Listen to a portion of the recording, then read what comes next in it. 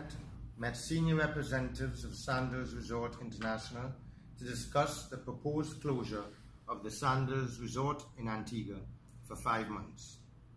At the conclusion of the discussion, the Sandals representatives recognized the government's resolve that the resort will not be closed for 5 months.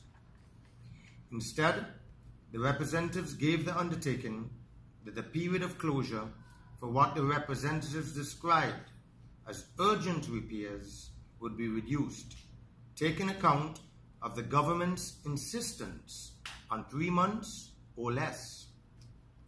Unlike the statement made in a letter of today's date, the undertaking given to the government was not unclear. It was specific and it was pellucid. We note that in a letter to the General Secretary of the Antigua Workers Union, the manager of Sandals Grand Antigua committed only to make every effort to reduce the period of repairs to 3 months. The government will hold the resort's owners and managers to the undertaking on which the government insisted yesterday in the cabinet meeting. We expect that in the interest of the workers, the Antigua Workers Union will join the government's determination in ensuring that the period of 3 months or less is fully respected. The Cabinet of Antigua and Barbuda also discussed with the Sandals senior representatives vacation pay and other payments to which the workers are entitled as stakeholders. We note that in the letter to the Antigua Workers Union General Secretary, the commitment given by the Sandals manager is not as precise. He offered, and I quote, only to work together to address other areas of concern, end of quote.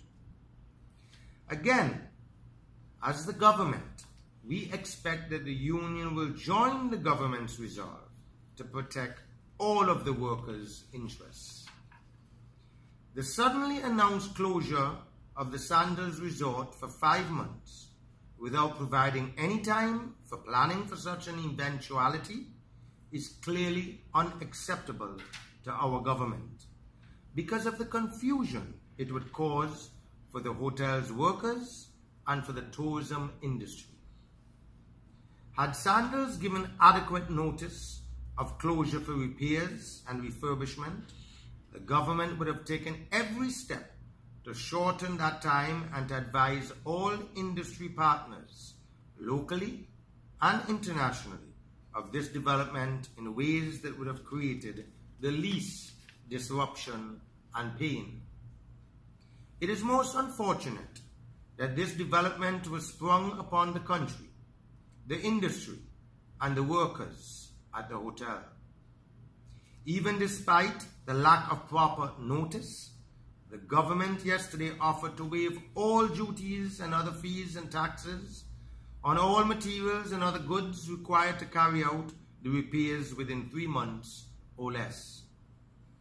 It will be recalled that the government and people of Antigua and Barbuda have already given considerable tax-free concessions to Sandals resorts, and only recently even more allowances were granted over the payment of ABST, which had been collected and not paid to the treasury of Antigua and Barbuda.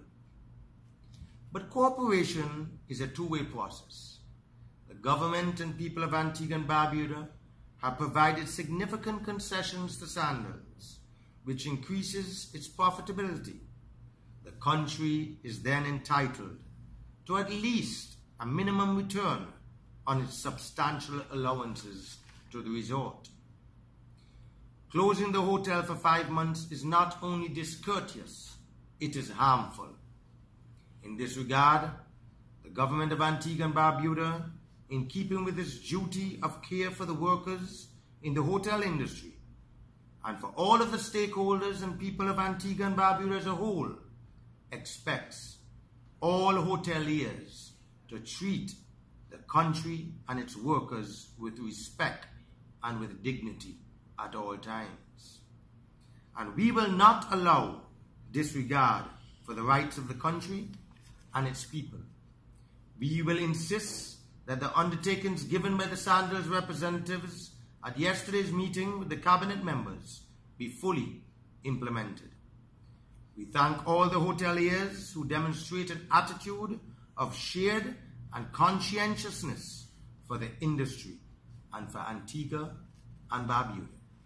Thank you.